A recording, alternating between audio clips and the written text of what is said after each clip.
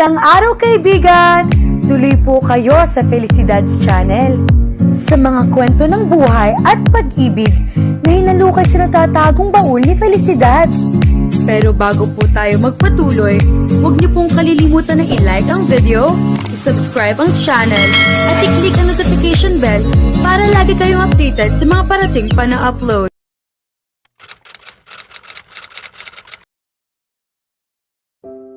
Nagpunta pa rin si Odie sa restaurant na sinabi ni Taz sa kabila ng malaking gerang nagaganap sa kalooban niya.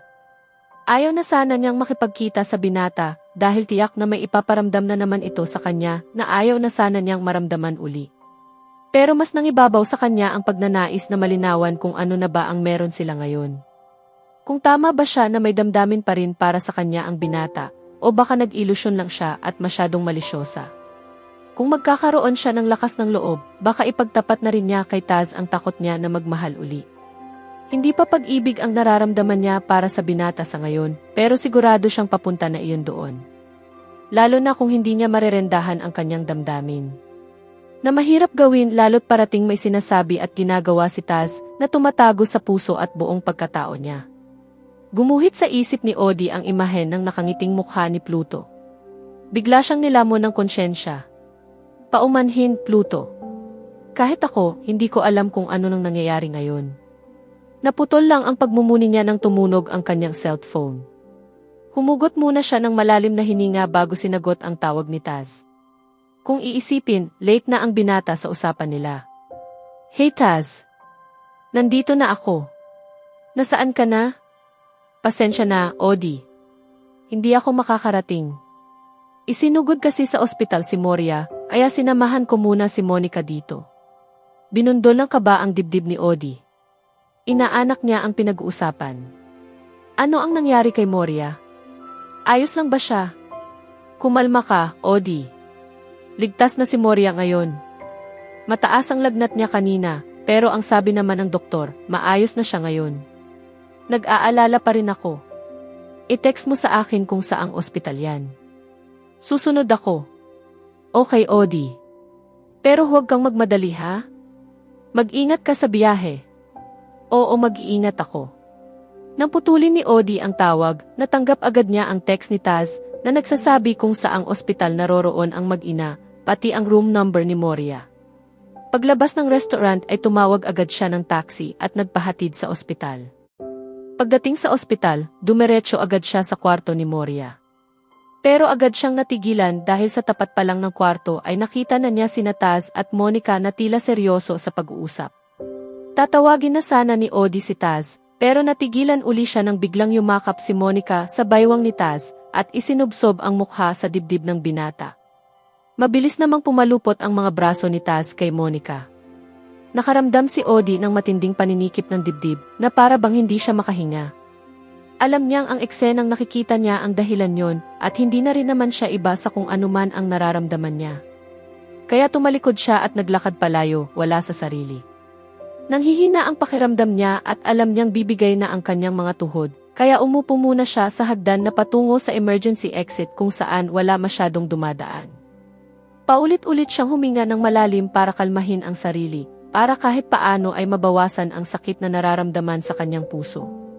Hindi pa siya kailanman nasaktan ng ganito simula nang mamatay si Pluto.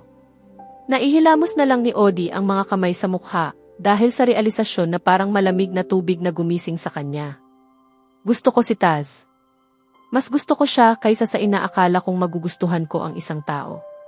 Bakit ba kailangan pa niyang ma-realize na gusto niya si Taz? May pangako siya kay Pluto na gusto niyang tuparin. At hindi rin naman niya kayang traidurin si Monica dahil nagkagusto rin siya sa lalaking gusto ng kaibigan. Sa gulo ng damdamin ni Odie, napatungangan na lang siya habang nag-iisip ng malalim. Pagkatapos ng mahabang pag-iisip, nakabuo siya ng desisyon, hindi siya mamamagitan kina Taz at Monica. Hindi naman siya nagpaparaya, inilalagay lang niya sa lugar ang kanyang sarili. Nakita niya kung gaano kalapit sina Taz at Monica noong kababalik lang niya sa Pilipinas. Kung hindi siya nagpakita sa dalawa, malamang ay matagal nang nagkamabutihan ang mga ito. Paano naman ang nararamdaman ni Taz? Naghihinanakit na tanong ng isang bahagi ng kanyang puso, ang bahaging gustong alagaan niya ang damdamin para sa binata. Mabait si Taz sa mga kaibigan nito, kaya hindi naman nakakasiguro si Odie kung may damdamin pa ba sa kanya ang binata sa nakikita niyang pag-aalala nito kay Monica. Hindi imposibleng nagkakamali lang siya, at ang kaibigan niya ang totoong gusto ng binata. Dahil kung tutuusin, imposibleng mahalin pa siya ni Taz pagkatapos ng pang-iiwan niya rito. Idagdag pa ang 2 taong nakapagitan sa kanila. Pero si Monica, nakasama ng binata sa mga nakalipas na taon. Paano mo ipapaliwanag ang mga naramdaman mo sa bawat haplos at titig ni Taz sa iyo? Pagpupumilit pa rin ang bahagi ng puso niyang ayaw isuko si Taz. Tinakpan ni Odie ng mga kamay ang mga tainga niya na para bang may magagawa iyon para hindi na niya marinig ang maliit na tinig ng boses niya. Tama na. Huwag mo nang alamin ang sagot. Mahihirapan ka lang lumayo. Naputol lang ang pakikipagdebate ni Odie sa sarili nang tumunog ang kanyang cellphone. Humugot siya ng malalim na hininga bago sinagot ang tawag ni Taz. Odie, nasaan ka na? Nag-aalalang tanong nito. Hindi na ako tutuloy, Taz, pagsisinungaling niya. Tinawagan kasi ako ng mommy ko. Ayos lang ba ang lahat? Parang malungkot ka. Ayos lang ang lahat, paniniguro niya. Kailangan ko nang ibaba ang tawag, Taz. I-text mo na lang sa akin kapag may pagbabago sa kondisyon ni Moria. Okay. Magpahinga ka na, mukha kasing pagod ka. Magandang gabi, bulong ni Odie, kahit ang totoo ay paalam ang gusto niyang sabihin kay Taz. Ano? Umalis na naman si Odie sa tea house kahit oras pa ng trabaho. Oo, sir. Hindi naman po nabanggit ni Ate Odie kung saan siya pupunta. Okay. Salamat. Nakahinga ng maluwag si Odie nang marinig ang pag-alis ni Taz. Nakokonsyensya siya na inutusan niya si Daisy na magsinungaling sa binata, pero kailangan na niyang iwasan si Taz, kaya kailangan niyang magtago. Napabuntong hininga siya. Alam niyang mali ang kanyang ginagawa, pero iniiwasan lang naman niyang maulit ang naging pagkakamali niya noon. 2 taon na ang nakalilipas, hinayaan ni Odie ang sarili na mapalapit kay Taz, kahit magulo pa ang kanyang damdamin. Ang nangyari tuloy, nabigyan niya ng maling pag-asa ang binata, at nasaktan niya ito ng husto. Hindi niya pwedeng bigyan uli ng puwang si Taz sa buhay niya, lalo at kung siya mismo ay hindi alam kung ano ang nangyayari sa kanya. Pwedeng sabihin ng ibang tao na maarte si Odie, na duwag siya at walang lakas ng loob gumawa ng desisyon. Pero hindi naman naranasan ng mga taong iyon ang naranasan niya. Namatay ang lalaking mahal na mahal niya. Nakilala niya si Taz ng panahong nagluluksa pa siya. At higit sa lahat, nabansagan siyang masamang babae nang kumalat ang pagiging malapit niya kay Taz gayong 1 taon pa lang mula nang nawala si Pluto noon. Hindi lang siya nasaktan. Nasira din ang pagkatao niya. Sa totoo lang, natrauma siya dahil sa karanasan niyang iyon. Pakiramdam niya kasi parating may mga matang nakatingin sa kanya, sumusubaybay at humuhusga. Sa pagiging malapit uli ni Odie at Taz sa isa't isa, pakiramdam niya bumalik siya sa nakaraan na tatakot mahusgahan ng mga tao. Kahit pa sabihing panibagong 2 taon na ang lumipas, hindi pa rin niya maalis ang makaramdam ng pagkailang sa mga sasabihin ng ibang tao, lalo na ang pamilya ni Pluto. Pakiramdam kasi niya, kung magkakaroon man ng patutunguhan ang relasyon nila ni Taz ngayon, parang pinatunayan na rin niyang tama ang mga tao noon na hindi siya naging tapat kay Pluto.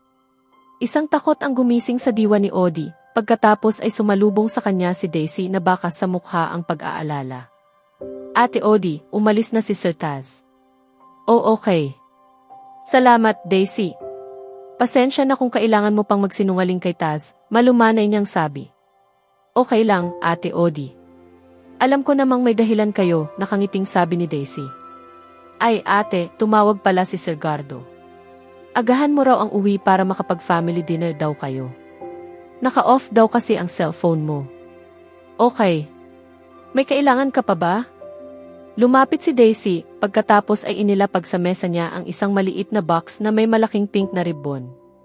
Maligayang kaarawan, Ate Odie. Nagulat siya, hindi makapaniwalang sa kakaiwas niya kay Taz ay nakalimutan niyang kaarawan niya ng araw na iyon. Natawan ang mahina si Daisy. Sabi ko na nakalimutan mo, ate. Ikaw talaga.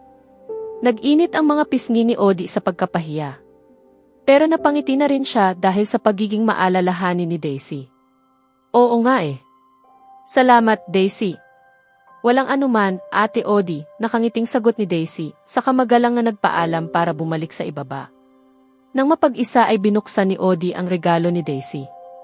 Napangiti siya nang makitang kwintas na may pendant na Eiffel Tower ang nasa loob ng maliit na kahon. Alam talaga ng tauhan niya ang mga bagay na kinahihiligan niya. Dahil kaarawan naman niya, naisipan niyang mag-half day na lang sa trabaho at magliwaliw mag-isa nang makapagtago na rin kay Taz. Nagpaalam siya kina Sylvester at Daisy na binati uli siya ng maligayang kaarawan bago siya umalis. Gusto sana niyang tawagan si Gardo para batiin din, pero kapag binuksan niya ang phone niya, siguradong papasok lang ang mga text at tawag ni Taz. Mamaya na lang niya babatiin ang kakambal kapag nasa bahay na siya. Naghihintay si Odie ng taxi nang may kung sinong humawak sa mga balikat niya. Napasinghap siya sa gulat. At kinabahan nang maisip na baka si Taz iyon, hinintay na lumabas siya sa tea house para hulihin. Nahanap din kita, Odie. Kumunot ang noo ni Odie nang makilala ang pamilyar na boses. Pumihit siya paharap at nanlaki ang mga mata niya nang sumalubong sa kanya ang lalaking kamukha ni Pluto. Ngunit mas bata ang itsura niya. Isang tao lang ang pumasok sa isip niya. Phaeton, ikaw ba yan? Oo, ako ito si Phaeton. Niyakap siya ni Phaeton sa kanyang pagkagulat. Maligayang kaarawan, Odie. Hanggang ngayon, hindi pa rin makapaniwala si Odie sa malaking pagbabago ni Phaeton. Mula sa patpating binatilyo na naalala niya, naging matangkad at maskulado na ito. At ngayon nga, kamukha na nito ang kuya nitong si Pluto. Mamang-mama na tingnan kahit 22 pa lang ito. 8 taon ang tanda ni na Odie at Pluto kay Phaeton, kaya noong simula ng relasyon nila, 12 taong gulang pa lang si Phaeton. Nasubaybayan niya ang paglaki ng binatilyo, pero noong 16 na taong gulang ito, pagka-graduate ng high school ay nagpa siya itong sa New York na magpatuloy ng kolehiyo. Pero kahit nasa ibang bansa si Phaeton, madalas pa rin itong makausap ni na Odie at Pluto gamit ang messenger. Tuwing kaarawan ni Odie, nagpapadala pa si Phaeton ng regalo sa kanya. Isa na sa mga iyon ay ang notebook na may disenyo ng Eiffel Tower dahil alam nito kung gaano siya ka-fascinated sa turi na iyon. Umuwi si Phaeton noong mamatay si Pluto, pero hindi niya gaanong napansin ang binata dahil wala siya sa sarili ng mga panahong iyon. At isa pa, itinaboy niya ang mga tao sa paligid niya noon. Muling tinitigan ni Odie si Phaeton. Naglalakad lang sila noon sa village dahil nag-taxi lang sila pauwi. Wala pa kasing lisensya si Phaeton para magmaneho at hindi naman dinala ni Odie ang kotse niya para pagtaguan si Taz. Nagmerienda sila ni Phaeton at nagkwentuhan. Nang nagdilim na, inimbitahan niya ang binata na sumama sa family dinner nila ni Gardo. Naging bahagi rin naman ng pamilya niya si Phaeton dahil sa tagal ng relasyon nila ni Pluto. Ang laki-laki mo na, Phaeton, komento ni Odie. Ipinatong ni Phaeton ang kamay sa ibabaw ng ulo niya. Oo, Odie. Mas matangkad ako kaysa sa iyo ngayon. Pabirong tinapik ni Odie ang kamay nito na nasa ulo niya. Iniwasan niya ang tingin ni Phaeton dahil nakikita niya ang imahen ni Pluto sa binata. Aba, Phaeton. Ilang taon ka lang sa Amerika, nakalimutan mo na ang kultura natin. Tawagin mo kong ate dahil mas matanda ako sa iyo. Leon naman ang tawag mo sa akin noon ha. Mumiti lang si Phaeton sa kanamulsa. Ayoko nga. At bakit naman? Sikreto, nakangising sagot ni Phaeton. May pasikreto-sikreto ka pang nalalaman, natatawang sabi ni Odie, saka nag-doorbell. Pero napansin niyang madilim sa loob ng bahay, kaya naisip niyang baka nauna na sa restaurant si Gardo. Hindi kasi niya binubuksan ang kanyang cellphone. Sandali, titingnan ko lang ang telepono ko. Odie, ba't walang ilaw sa loob ng bahay? Tanong niya habang inoon ang cellphone niya. Pagkatapos ay sunod-sunod nang pumasok ang mga text ni Gardo. Paumanhin kung ngayon lang ako nakauwi. Umangat ang tingin ni Odie kay Phaeton. Nagulat siya sa sinabi nito at lalo siyang nagulat kung gaano ito kaseryoso ng mga sandaling iyon. Ha, bakit? Noong mamatay si kuya, wala akong nagawa para pag-aangin ang loob ko. Hindi rin ako nakapag-stay sa Pilipinas dahil nag-aaral ako noon sa New York. Gusto kong manatili at magluksa kasama mo, pero napagtanto ko na masyado pa akong bata noon para protektahan ka. Kaya ang sabi ko sa sarili ko, babalik lang ako kapag kaya na kitang alagaan, seryosong sabi ni Phaeton. Tinawanan lang iyon ni Odie. Hindi naman iyon ang unang pagkakataon na sinabi iyon ni Phaeton. Madalas itong nag-i-email sa kanya at sinabing babalik ito kapag kaya na siyang alagaan. At alam niya kung bakit. Phaeton, hindi mo kailangang gawin ang hiniling sa iyo ni Pluto noon. Kaya kong alagaan ang sarili ko. Bumakas ang pagkabigo sa mukha ni Phaeton. Gusto kitang alagaan, Odi. At hindi lang yon dahil sa pangako ko kay kuya. Mumiti lang si Odi habang iling-iling. Kinuha niya ang duplicate key sa bag niya at binuksan ang pinto. Kadiliman ang sumalubong sa kanya, kaya sa tingin niya ay iniwan na nga siya ni Nagardo. Pasok ka, Phaeton. Ipagluluto na lang kita ng dinner. Sumunod kay Odi si Phaeton. At nagulat siya nang hawakan siya ng binata sa braso at ipihit paharap dito. Lalo niyang ikinagulat nang yakapin siya ni Phaeton ng mahigpit. Sapat na ang pinagdaanan mo, Odi, bulong ni Phaeton. Dahil sa pagbulong nito, naging kaboses na rin ni Pluto ang kanyang boses. Ngayon, aalagaan na kita. Nangilid bigla ang mga luha ni Odi hindi lang dahil sa mga sinabi ni Phaeton. Bigla kasi niyang naalala si Pluto dahil magkaamoy ang magkapatid. Nang ipikit niya ang mga mata, naramdaman niya si Pluto sa boses, pabango at yakap ni Phaeton. Hindi niya napigilang yumakap din sa binata. Miss na kita. Pinaniwala ni Odi ang sarili na si Pluto ang yakap niya. Hindi tuloy niya napigilang umiyak ng umiyak. Kanina pa niya pinipigilan, pero hindi niya maiwasang hindi makita ang namatay na kasintahan sa nakababata nitong kapatid. Bigla siyang nilamon ng guilt dahil naalala niya ang mga nararamdaman niya para kay Taz. Pakiramdam niya, minumulto siya ni Pluto. Pasensya na, Pluto, pasensya na.